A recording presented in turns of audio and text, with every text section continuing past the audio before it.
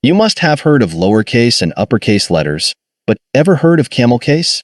Camel case is a way of writing where you join words together and capitalize the first letter of each word. It's called camel case because the capital letters resemble the humps of a camel. This style makes multi-word names easier to read without using spaces or underscores. So next time you see camel case, you'll know why it's named that and how it's used.